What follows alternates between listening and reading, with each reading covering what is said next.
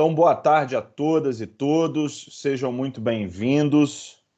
Hoje vamos receber aqui dentro das nossas atividades do Núcleo de Prática Jurídica, que é chamado de Estagiário 4.0 aqui da Estácio, um advogado, professor, colega de profissão, a qual tivemos a oportunidade de compartilhar, ainda que em breve momento, em uma mesma faculdade, lecionamos juntos, já não lecionamos mais lá, enfim, é um prazer enorme recebê-lo aqui, professor Aurélio Casale de Moraes, que, enfim, já tivemos outras parcerias em pós-graduação, também com o grupo de estudos do Viana, literatura e arte, deu uma adaptada agora, saiu do direito e arte, saiu do direito e literatura. E professor Aurélio, seja muito bem-vindo, é um prazer recebê-lo para que a gente possa conversar sobre o tema de investigação defensiva, que é um tema que está na pauta do dia nas ciências penais. Além das diversas alterações que a gente tem da legislação penal agora todos os dias, né? Então você abre seu WhatsApp, abri hoje meu WhatsApp, alteração, mais alterações. Eu não consigo mais dar conta. Mas a investigação defensiva, ela entrou na pauta do dia, da ordem, da discussão dos processualistas penais, e aí ninguém melhor do que você eu poderia convidar, professor Aurélio, porque eu sei da sua prática e sei da sua didática para poder falar sobre esse tema aqui conosco. Então seja bem-vindo. Tem a palavra, professor. Obrigado, Ricardo. Professor Ricardo aí, grande amigo, parceiro da Comissão de Assuntos Criminais da OAB, trabalhamos em outra instituição, já participamos de alguns eventos juntos, né? Tem esse nosso projeto aí do Direito e Arte, que terá um novo convite, tá? Nós só estamos aprimorando ali com os meninos e com as meninas, então terão um novo convite. E aí aos alunos que estão aqui, é um prazer. Quando o professor me convidou, de pronto eu aceitei, era só a questão do horário, eu falei, de pronto eu aceito, né? Falar para alunos da Estácio é uma preparação de prática jurídica extremamente importante, professores que se preocupam com o aluno, não só com o aluno na faculdade. Acho que, tal como eu e o professor Ricardo, a preocupação com o aluno tem que ser pós-faculdade. Como que a gente vai colocar essa moçada aí no mercado? Que tipo de profissional que a gente vai colocar no mercado? Então, tem que ser um profissional que está antenado. Eu gostei dessa questão do estagiário 4.0, né? Eu gostei disso, porque se fala muito em advocacia 0.0, mas tem que pensar no estagiário 4.0. Já começar a formar aqui a categoria de base, né? A gente que gosta muito de futebol, eu gosto muito. Apesar do meu time não estar ajudando, mas eu gosto muito. É a categoria de base, estagiário 4.0. E esse tema extremamente importante, que deve ser debatido, intensamente debatido e discutido com todos, que é sobre a investigação defensiva. Eu vou trabalhar aqui tanto a primeira parte, né, algumas questões introdutórias do conceito dessa investigação defensiva, e depois nós vamos para os aspectos mais práticos, como que você tem que fazer. Eu já faço isso, né, no meu dia a dia aqui da advocacia com colegas, mas a gente tem que tomar muito cuidado aí, meus amigos e minhas amigas, os alunos e alunas que estão nos assistindo, porque muita gente, muito advogado novo, está sofrendo uma influência dessa questão da investigação defensiva, Ricardo, até profissionais mais experientes que estão cometendo alguns equívocos. E aí, isso que eu quero apontar para vocês aqui, para que vocês não cometam esses equívocos. E aí, um principal, daqui a pouco eu vou voltar na temática, sem fazer a crítica ao profissional da advocacia, mas nós vimos no caso do Jairinho e da Monique, né, o famoso caso Henry, onde a polícia e o Ministério Público se voltaram contra o profissional da advocacia, porque ele, na verdade, ele cometeu alguns equívocos ali que não poderia ter cometido, né? Aí criticam por causa de um erro de um colega, que a investigação defensiva e tal não pode ter. Aquilo foi um erro, tá? Então, eu vou apontar os erros ali. O principal erro, na verdade, que ele cometeu e tecendo todos os respeitos ao colega.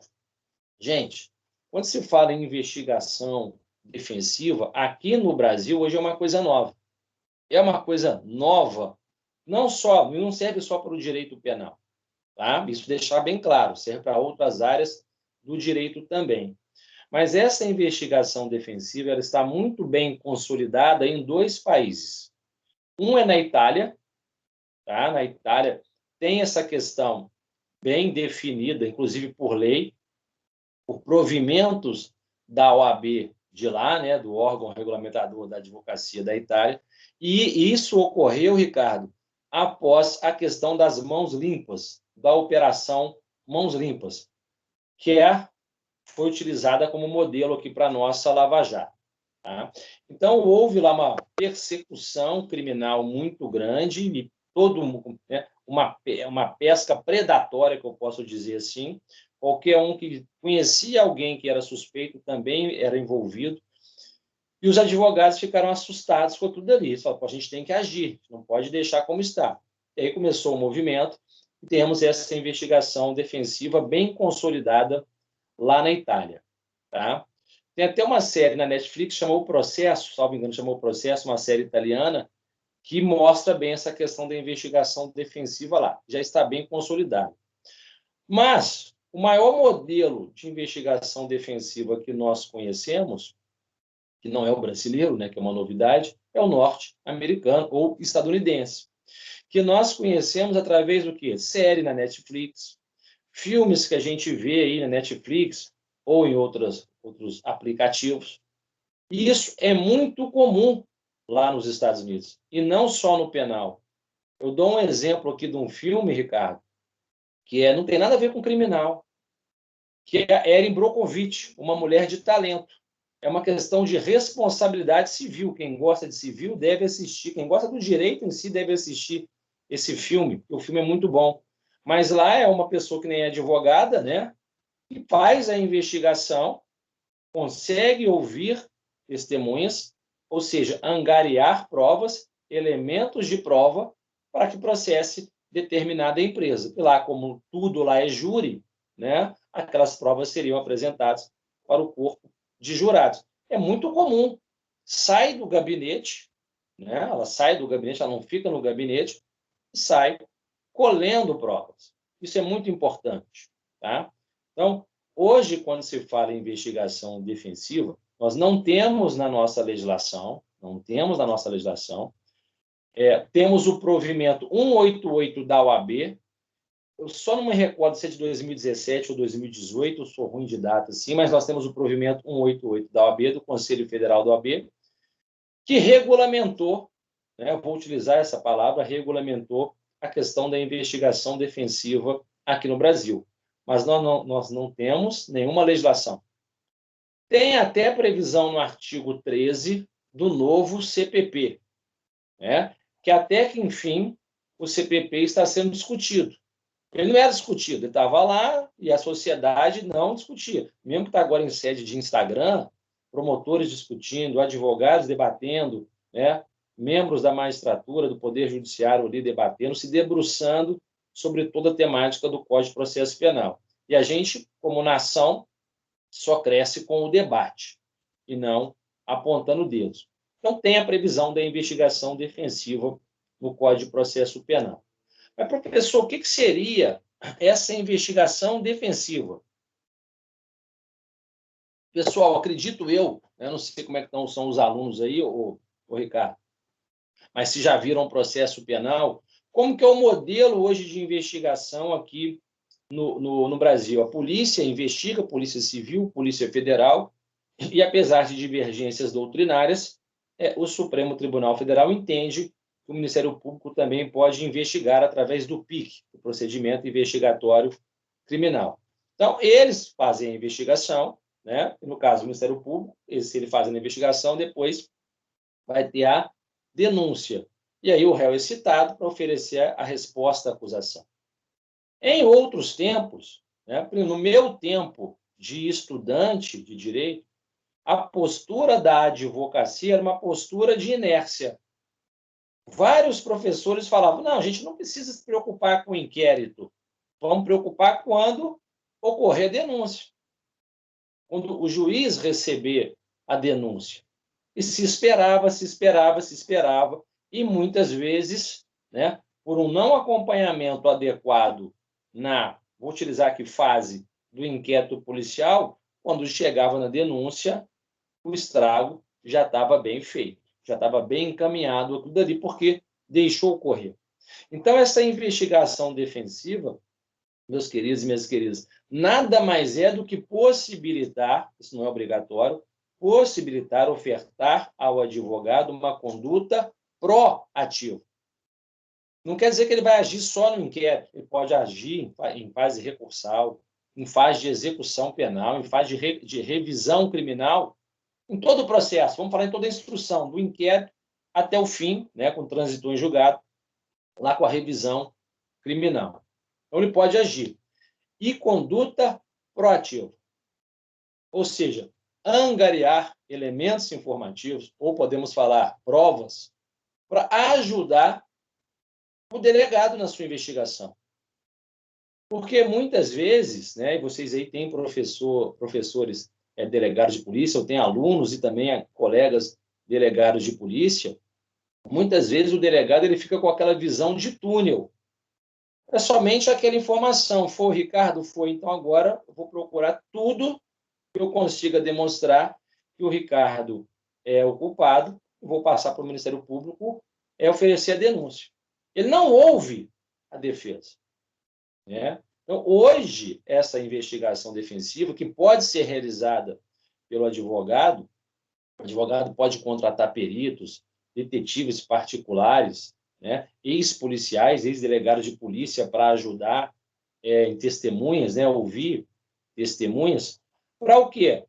Caso o delegado não concorde com aquela investigação que você fez, né, que o advogado fez, que você utilize na resposta à acusação, mas que você junte no inquérito policial, né, porque o inquérito ele vai servir ao Ministério Público.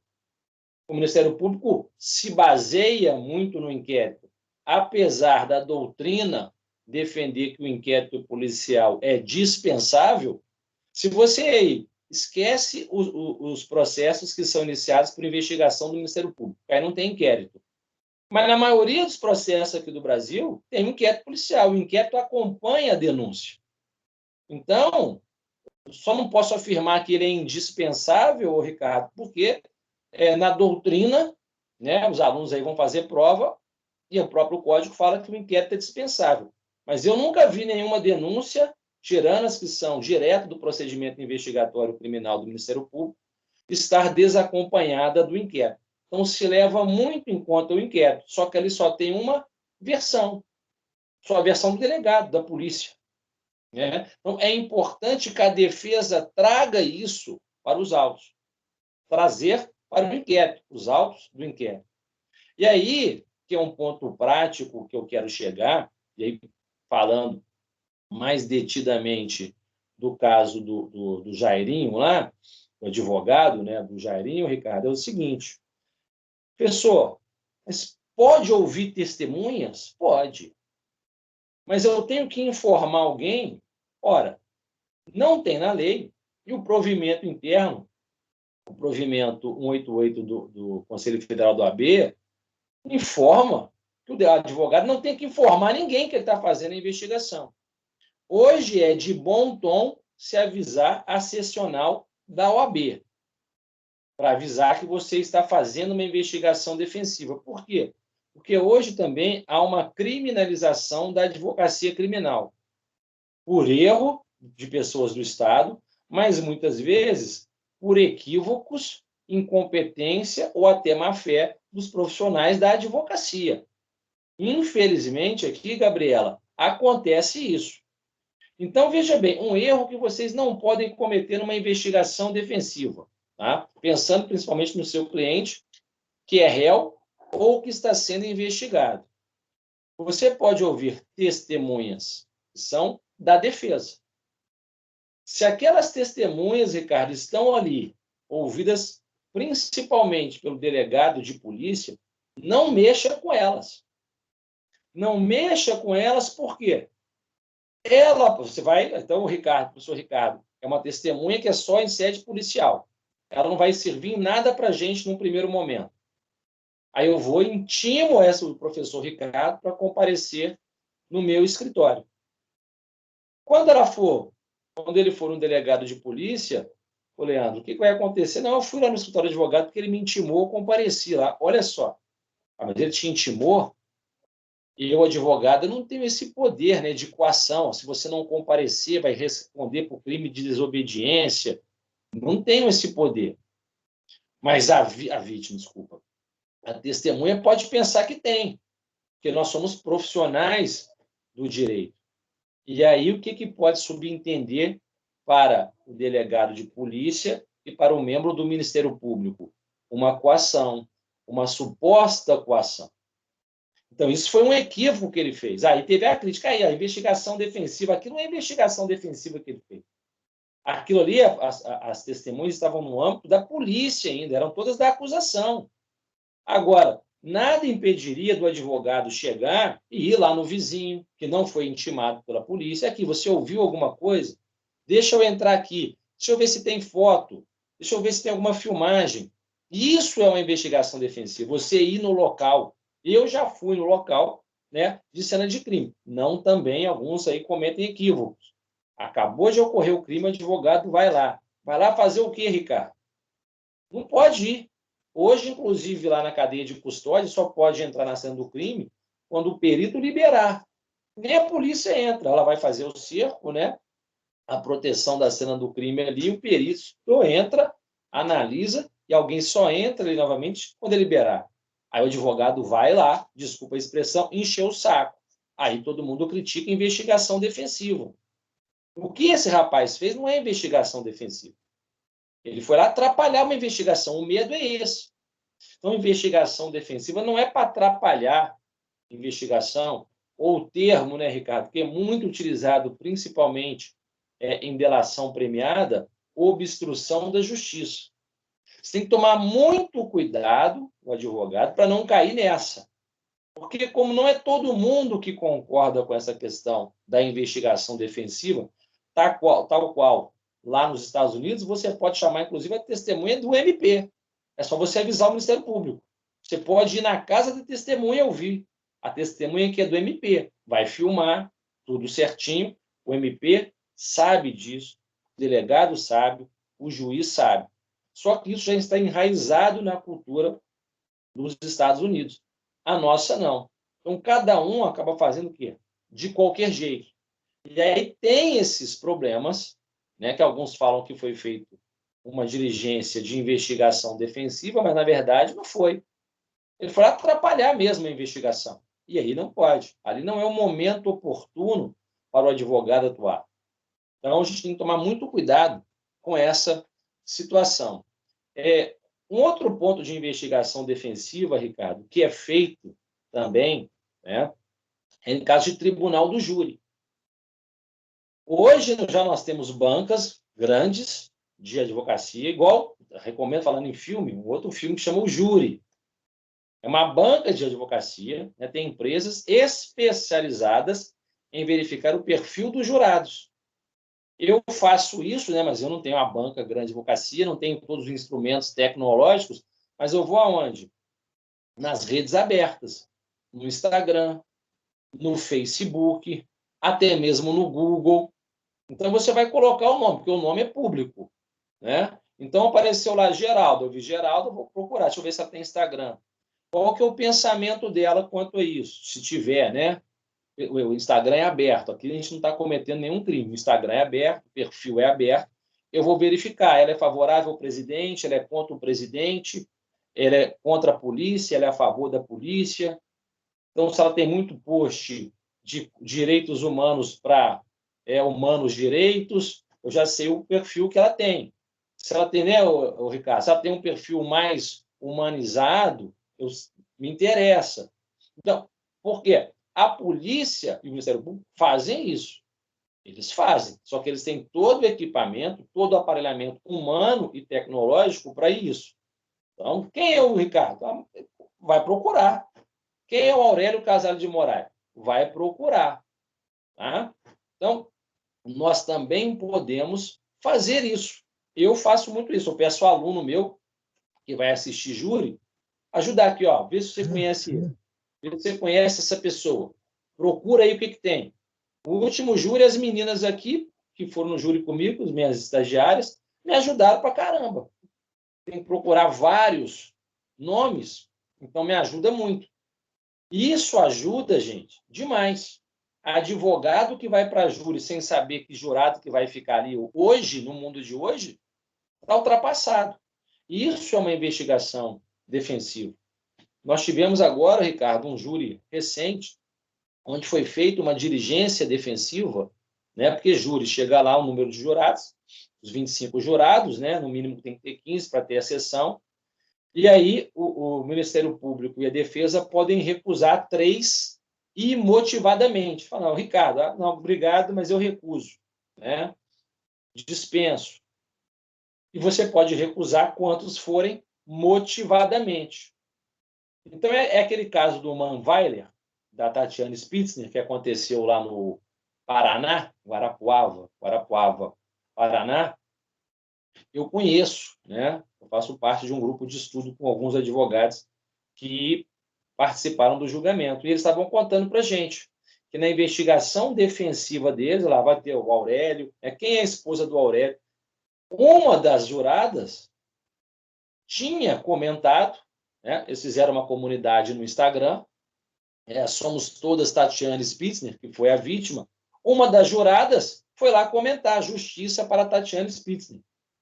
Eles acharam isso na pesquisa no Instagram, com cuidado, né? Com todo o cuidado, foi pesquisando, é aberto no Instagram, óbvio, verificaram que o nome dela estava lá e falaram, excelência, essa jurada ela não pode participar porque ela já tem uma predisposição para condenar.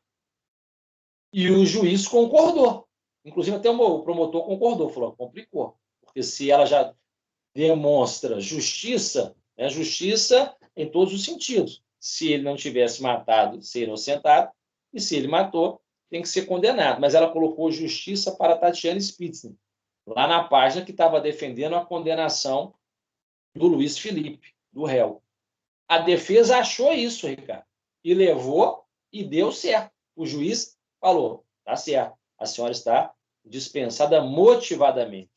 Olha o trabalho desse pessoal. Então, aqui claramente foi feita uma diligência para pesquisar aquele corpo de jurados. Então, isso é extremamente importante para a atuação do advogado. Aí, só para continuando aqui, eu fiz até algumas anotações. E eu estou fazendo aqui vários pontos de indagações que estão sendo provocados e depois eu quero dialogar aqui alguns, porque tá muito bom.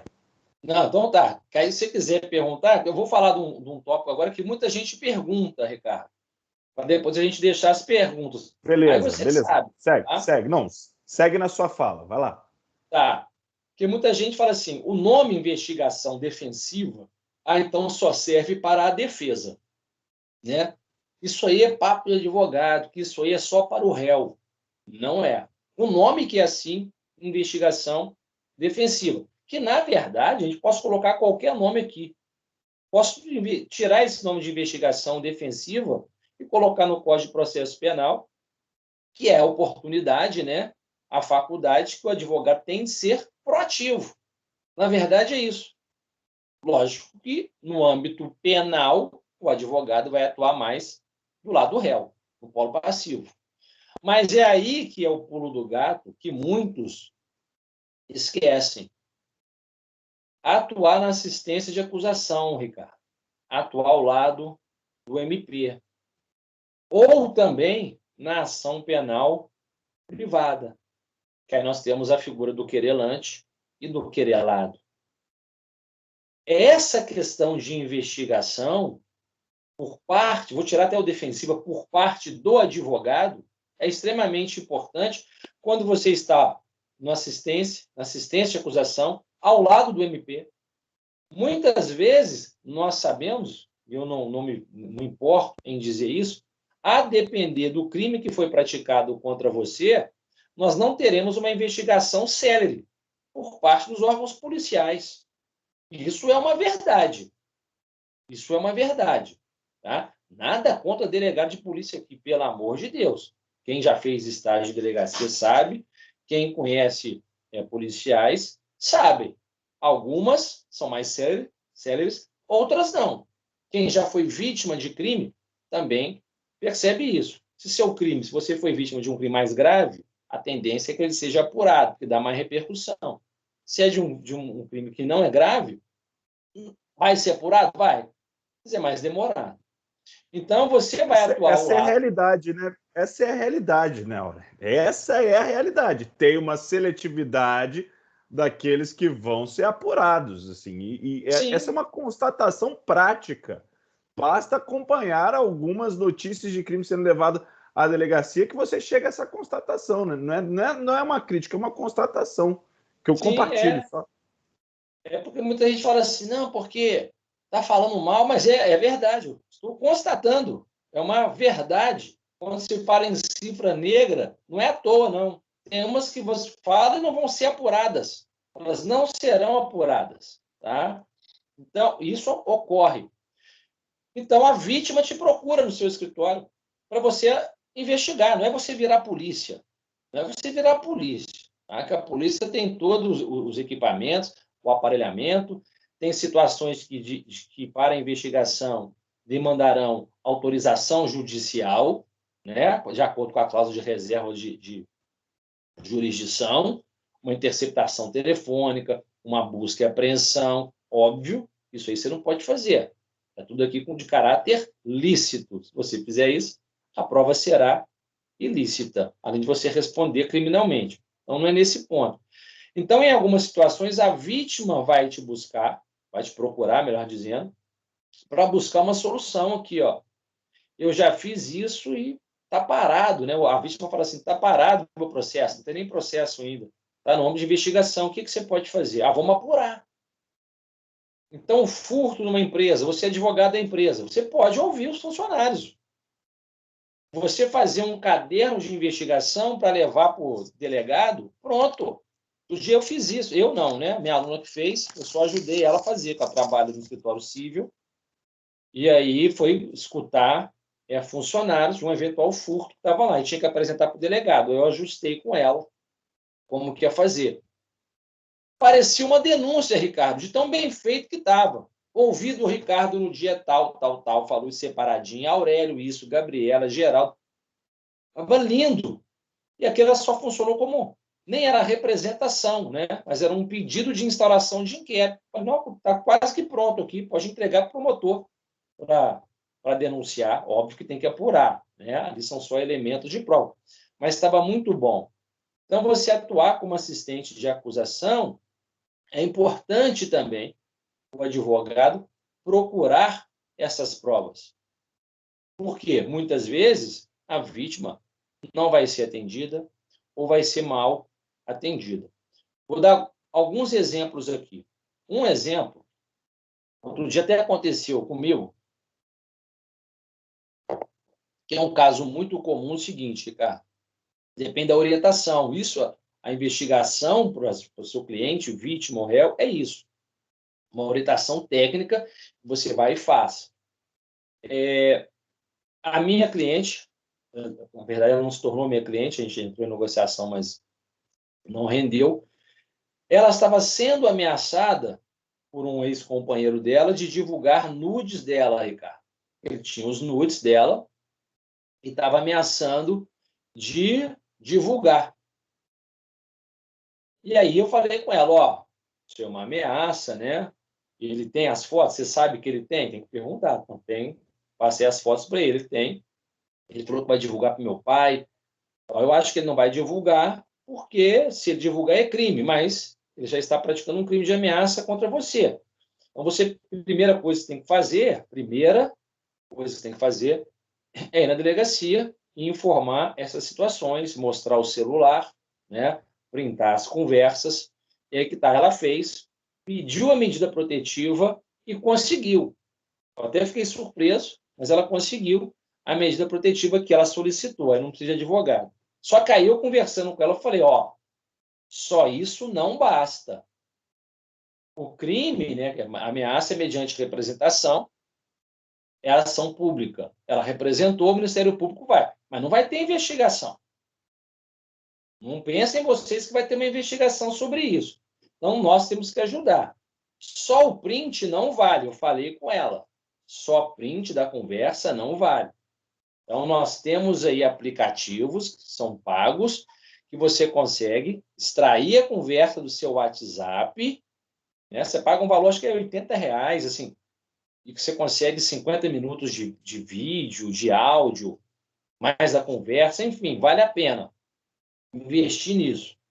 Ela não quis fazer. A gente faria para ela e tal, né? Ela não quis fazer. O que aconteceu? No dia que teve a audiência lá, o advogado de defesa, né, falou, mas isso aqui não vale mesmo, isso aqui é só print, não vale, não vale, não vale. E no parecer do membro do Ministério Público, Ricardo, que era até uma mulher, falou, não é para protetiva, porque ela não trouxe nenhum elemento de prova. A vítima não levou. Então, muitas vezes, quando a gente vê essa questão assim, de a vítima não foi atendida ou foi mal atendida, porque muitas vezes não foi passada as informações. Se eu não passo as informações para ela não saberia como lidar. Então, só print não vale. Então, eu teria que usar os mecanismos para pegar, extrair do celular dela, procurar em rede social, tudo com aplicativos, que são pagos. Você vai ter um investimento, é um custo. Mas que vale como prova. O Ministério Público não foi atrás de prova para ela. Veja bem que a ação penal é pública. O Ministério Público deveria ter pedido diligência para o delegado de polícia, não o fez. E ela não conseguiu a medida protetiva. Queixa-crime, né, nas ações penais privadas. A mesma coisa. Ah, vou printar aqui. Não, o print não vale de nada. Você tem que contratar um advogado especialista naquela matéria para fazer a extração correta. Nem a ata notarial por si só vale.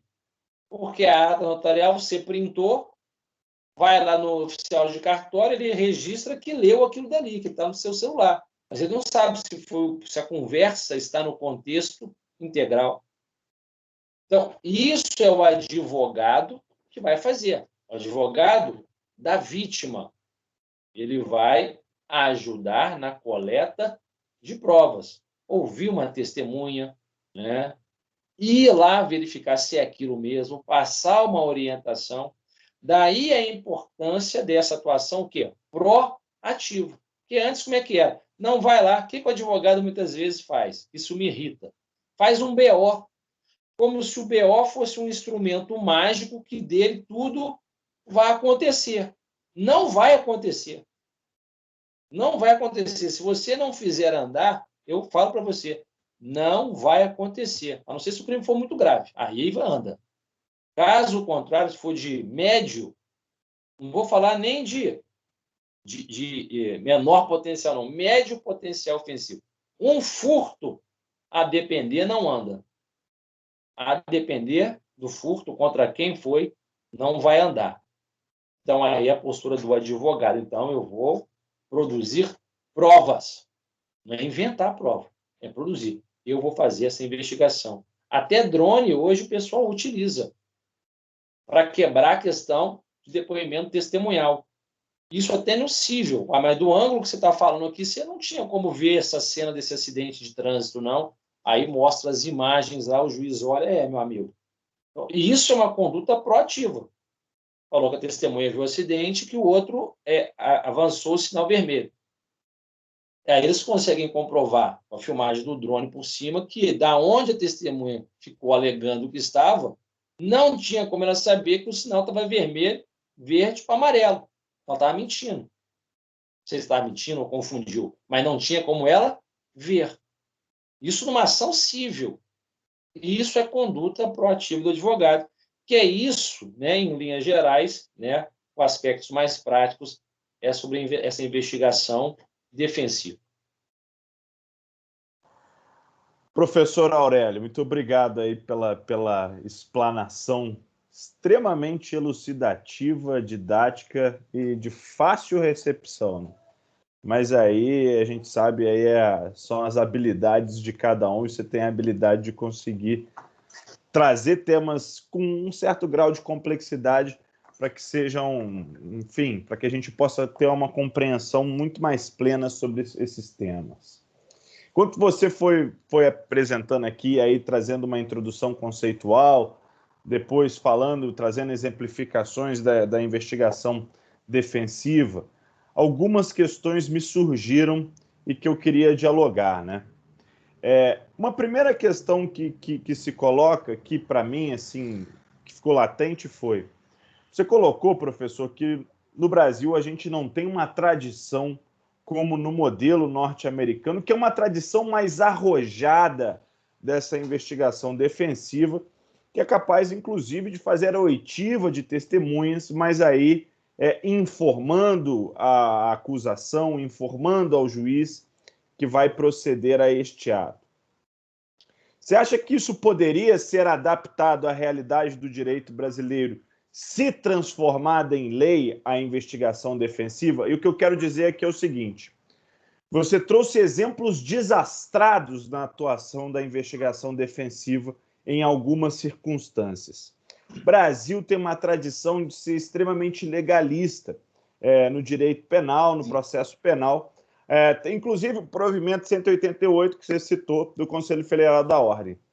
Mas se a investigação defensiva ela realmente ganhasse um capítulo no novo Código de Processo Penal, e trabalhando com estas possibilidades, inclusive da oitiva dessa testemunha, que seria uma testemunha de acusação a início, mas que pudesse ser ouvida pela defesa, você acha que daria certo aqui no Brasil? Ô, Ricardo, aqui no Brasil aconteceu um fenômeno.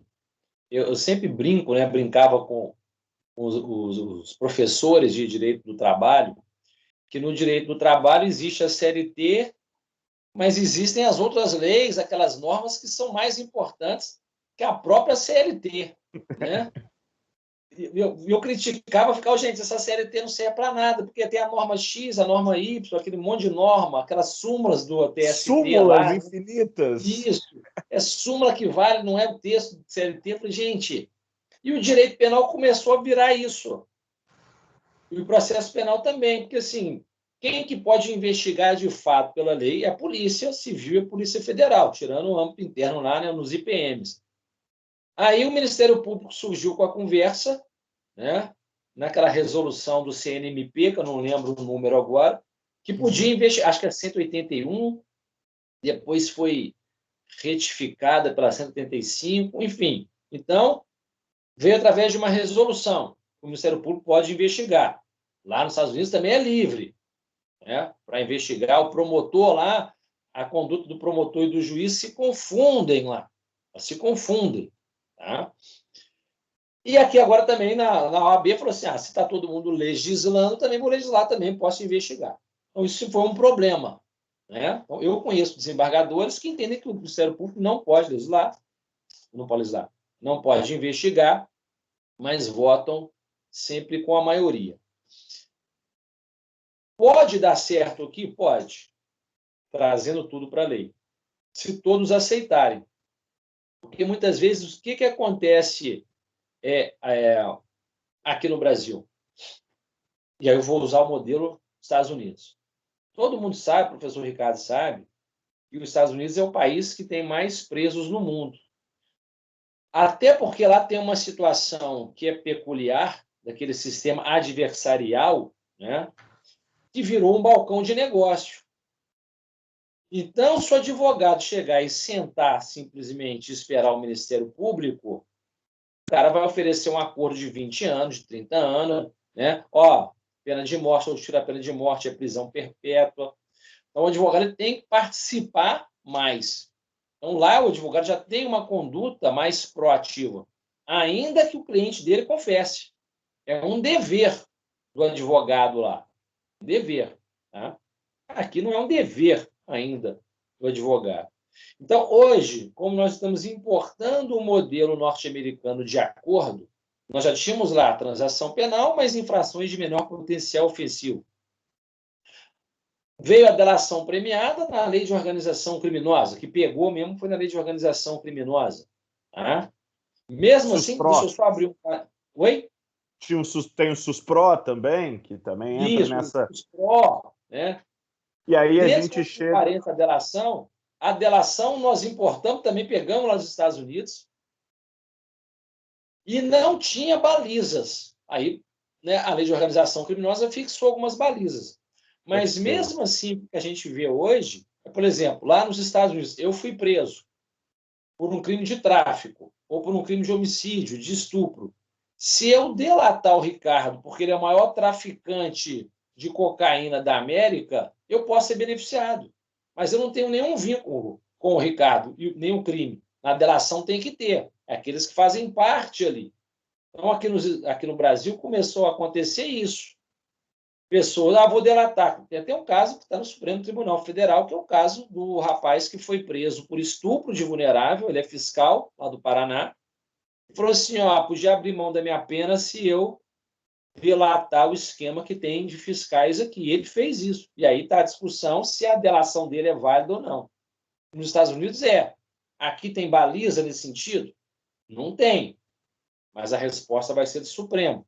Enfim, vamos aguardar. Lá nos Estados Unidos, mesmo sendo o lugar que mais prende no mundo, a questão é justa entre defesa e acusação. A acusação não pode esconder nada da defesa, ainda que ajude a defesa. Tem que passar tudo. A defesa vai usar ou não, mas tem que passar tudo. A gente fala de paridade de armas. Então, enquanto ficarmos aqui, sem a paridade de armas, tudo ao órgão acusador Estado e menos a defesa, difícil. O professor Renato Brasileiro defende isso. Isso não é papo de advogado. Tem advogados que defendem, delegados e promotores. Paridade de armas. Num Estado democrático, o órgão acusador tem as suas armas e a defesa também deve estar disponível essas armas. Então, tem que estar em pé de igualdade. Hoje nós temos o acordo de não persecução penal. Então, hoje a conduta do advogado é mais proativa. Eu acredito sim. Mas a gente não pode pegar os erros, temos que pegar sempre os acertos, porque nós temos diversos casos de equívocos na investigação pela polícia. E ninguém quer impedir a polícia de investigar. Só para complementar a resposta, eu lembrei que quando você falou, um caso que teve lá no Rio de Janeiro, o caso lamentável, né, muito triste, o filho foi morto na frente da mãe para defender a mãe. Ele se pôs na frente da mãe e tomou um tiro. A mãe abalada, imagina uma mãe que perde o filho na frente dela e baleado numa condição de assalto. Imagina o nível de estresse. Em sede policial, ela reconheceu um rapaz negro. Falou, é esse. A polícia pegou o rapaz negro. Pessoas sem condições. O pai desse rapaz falou, senão não foi meu filho estava em outro local. Foi até o local onde o filho dele estava, pegou as câmeras, né, as mídias, não as câmeras, pegou as mídias que tinham filmagem que o filho dele estava lá e trouxe para a polícia. A verdade, não foi ele. E soltaram o cara. Isso é uma investigação defensiva. Né? Não vai esperar uma denúncia. Tem que agir antes. Então, colaborar com a investigação. No momento que todos entenderem que não é uma briga do advogado com a polícia, da polícia com o advogado, ou com o Ministério Público, ou com o juiz, né? Pararmos com isso, que cada um tem a sua atribuição constitucional, a tendência é funcionar. Eu acredito que funcione, Ricardo, mas temos que colocar limites e quem ultrapassar esses limites sofrer as sanções adequadas.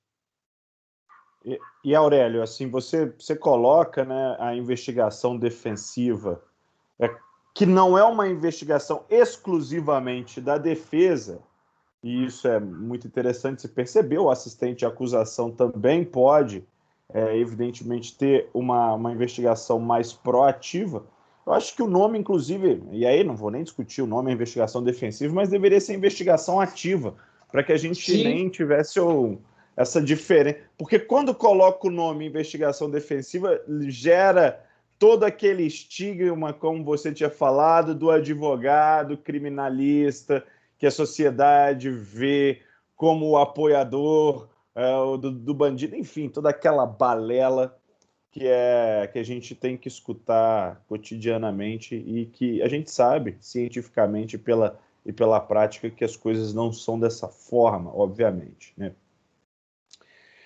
Aí uma coisa que me chama a atenção, portanto, é a seguinte, quer dizer, cada vez mais, principalmente a partir das mudanças do pacote anticrime ou outras reformas que vêm acontecendo, o advogado criminalista ele vai tendo uma importância, uma atuação cada vez mais assim, destacada dentro de toda a persecução penal na fase da investigação. Começa a ter o especialista da investigação, né? Quiçá um dia saia o juiz de garantias, que, enfim, aquelas ADIs não suspendam mais o artigo 3º-A e seguintes do Código de Processo Penal, mas cada vez mais a gente vai formando esta figura da advocacia que trabalha em sede de investigação, né, com uma sagacidade, uma especialidade importante dentro desse momento. E aí também eu vejo que isso pode trazer. É claro que o advogado ele vai acompanhar do início ao fim. O ideal que seja assim, mas a gente também percebe que existem essas especializações que vão acontecendo cada vez mais, né? E cada um consegue ter a sua atuação de maneira, enfim, melhor em algum momento. É comum, né, professor, pensando, que se tenha, por exemplo, advogados que tenham mais a tradição de atuar em tribunais de segunda instância, por exemplo, né? Estão nas capitais, geralmente, mas agora espero que com um recurso virtual a gente diminua essa desigualdade regional no país. Mas também cria-se um nicho que é importante de ser explorado, que é sofisticar a técnica da advocacia no momento da investigação. E aí, momento da investigação, seja através de APF, no inquérito policial, se foi um auto de prisão em flagrante, seja através do PIC, como você informou, mas criar essa tradição, essa cultura de uma atuação proativa da advocacia já desde o primeiro momento, né? Para entender que as coisas não podem ficar somente nas mãos dos agentes públicos e que não adianta levar um print de WhatsApp à delegacia. Deveria adiantar quando se leva uma informação dessa ao Ministério Público e à delegacia. Se leva um print, deveria adiantar, pelo menos para que se tivesse uma instauração, uma investigação. Deveria. Mas, infelizmente, não vai adiantar. Então, acho interessante, porque isso formula para mim essa ideia, quer dizer, cada vez mais especializar em etapas específicas da persecução penal. Porque existem pessoas que têm o perfil, né, professor Aurélio? Existem advogados, cada um tem um perfil, né? E é muito importante dizer isso. Tem muitos advogados que vão acompanhar do início ao fim, mas tem advogados que vão adquirindo perfis específicos de atuação em determinadas etapas da persecução penal. Porque você não é muito bom na tecnologia e seu colega é. Então, você não vai fazer tudo. Não é um super advogado. Por isso, quando eu falo assim, o professor dá um exemplo, eu não consigo ver isso no Brasil. A gente não vê no nosso dia a dia, né? Eu dei alguns exemplos que eu fiz aqui. Mas quando você vê filme norte-americano, você vê claramente. Contrata-se, isso pode, detetive particular para apurar, um perito. O perito, vem analisar esse celular aqui. Eu não sei nada de celular, não. De mídia, de WhatsApp. Como é que extrai uma conversa de WhatsApp? Tem peritos que sabem. Eu não sei. Eu até posso ter um mínimo do conhecimento. Mas quem vai fazer, né, a prova técnica é o perito. Então, é um nicho, sim, importante. Então, você, Ricardo, ficará incumbido de fazer a sustentação oral lá no júri. Você vai ficar com essa investigação defensiva. Isso, uma banca de advogados. É muito bom. Isso, eu repito, nós não temos essa cultura. Os Estados Unidos têm essa cultura. Né? Vão pagar quanto ali para o cara fazer uma perícia no carro. É importante? É importante. Eu não vou, não. Aí é igual o júri. Vamos esperar. Você espera tanto que aí depois a cama já está pronta. E aí é difícil. Aí não adianta ser só no gogó, como diz os advogados mais antigos. Eu vou deixar aberto aqui se alguém da turma tem uma pergunta. O nosso horário está chegando no fim. Eu me empolguei e eu fui fazendo as Não, mas já tá questionamentos. bom, a gente vai empolgando, É. né? E o tema. E se alguém tiver algum questionamento, claro, a ser feito nesse momento, por favor, pode falar com a gente, joga pelo chat ou abre o microfone. Professor, enquanto eu aguardo aqui, quer dizer, se alguém quer levantar a mão e falar, o que você tem achado da questão, falando de uma investigação defensiva, igual você tinha dito, dessa pesquisa nas redes sociais sobre, enfim, o perfil dos jurados? Ouvi certa vez de que os jurados em algumas cidades estavam criando grupos de WhatsApp. Grupo de. Sabe disso? Grupo de WhatsApp dos jurados. Como é que você vê essa questão e como que, às vezes, uma questão de uma investigação defensiva pode se apropriar de um tema desse? Pois é, aí você consegue anular o júri, né? Esse grupo de jurados é absurdo. Jurado. O modelo do júri, eu gosto muito do júri, sempre gostei, né? Se discute agora uma mudança no modelo do júri, eles poderem conversar, né? Uns querem colocar para condenar só por unanimidade. Aí, repito, né? Minha primeira fala, a gente quer copiar tudo dos Estados Unidos. Eu até não me incomodo, sabe, Ricardo? Assim, se a gente assim, importar, principalmente na justiça criminal, eu trabalho na justiça criminal, eu vejo alguns colegas que são delegados e promotores, principalmente, eu acho que tinha que ser igual ao modelo norte-americano. Eu falei assim, eu também. Inclusive, quando agente público não agir conforme a lei, ser exonerado rapidinho, porque lá é assim, não tem conversa, né? Promotor que faz lenha é punido. Aqui não, aqui é julgado no tribunal. Então, vamos copiar o modelo? Vamos, todo ele. Aí eu quero. Mas só parte, ou só a parte que me interessa, aí não. Porque lá os jurados eles conversam entre si, né? O julgamento do júri é mais longo. Aqui não. Mas, né, essa questão do grupo de WhatsApp, esse nós vamos condenar, esse nós vamos absolver, isso é um problema, né, assim, grave. E quem fez isso, se eles estão combinando ali, eles devem responder criminalmente, né? Uma ação do Estado contra eles, porque vai ter que ter uma nova audiência em razão disso. Eu lamento que a gente chegue nesse ponto de jurados, por estar achando ali que estão perdendo tempo, deliberem, né? Antes mesmo de ouvir a fala do promotor e da defesa. Porque lembrem que amanhã pode ser qualquer um de nós que está no banco dos réus. Aí o aluno chega e fala para mim, eu acho normal isso. Mas, professor, eu nunca vou matar ninguém. Eu falei, se você vai roubar, eu não acho que você não vai roubar. Sequestrar, acho que não. Agora, matar não tem jeito. Você não sabe. Ninguém sabe. E o maior exemplo que eu dou é o seguinte, quem dirige pode matar alguém. E é só o promotor achar que você estava em dolo eventual que a sua vida vai ser transformada de uma maneira que você não esperava. É só uma pessoa achar, igual você pensa que tudo é dolo eventual, que a sua vida se transforma. Aí você vai querer que as pessoas ouçam o seu advogado falar. Aí você vai querer. Então, esse é o meu medo, Ricardo. Porque hoje, no geral, qualquer um que senta no banco dos réus é taxado já como culpado. Eu, como advogado, eu falo isso, gente, e não me importo de falar. Quem fez o crime sabe que fez. Então, ele está com a consciência tranquila quando ele é condenado. Eu não me preocupo com ele, sinceramente, porque ele sabe que ele fez. Ele está preocupado com a pena, mas ele sabe que ele fez. A minha preocupação, Ricardo, é com quem não fez e ali foi. E muita gente vai. Muita gente vai. E aí que você precisa aí dar o valor para o advogado. Não, eu quero que ele fale. Agora a gente tem que ser ouvido. Então não é só calar o advogado, combinar em voto entre jurados sem sequer ouvir a acusação. que até a acusação pode pedir absolvição no meio do julgamento. Sim. O pessoal não sabe disso. Nós sabemos, né, Ricardo? Mas o pessoal não sabe. O promotor pode pedir absolvição. Claro, claro. No meio do julgamento, eu entendo que não foi ele mesmo, não. Foi um erro aqui. Mas já está combinado que nós temos que condenar o Ricardo.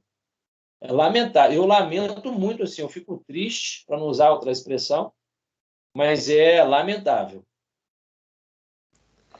Professor Aurélio, muito obrigado pela participação, muito obrigado pela, enfim, pela fala clara, direta e ilustrativa e por trazer aqui, compartilhar conosco a sua experiência. São 18 horas e 58 minutos, 19 horas você tem já o seu compromisso, vai lecionar. Eu também sigo para a sala de aula virtual e te agradeço imensamente por mais uma vez estar aqui fazendo essa parceria, compartilhando esse momento. E aí, claro, teremos outras oportunidades ao longo da vida. Muito obrigado mesmo e agradeço em meu nome, em nome da Estácio e em nome de todos os alunos. Eu agradeço o convite, Ricardo, e estou sempre à disposição. Tá? Foi ótimo aí participar com você e com os alunos. Forte abraço, Aurélio. Até a próxima. Abraço, meu caro. Até Obrigadão. mais. Até mais.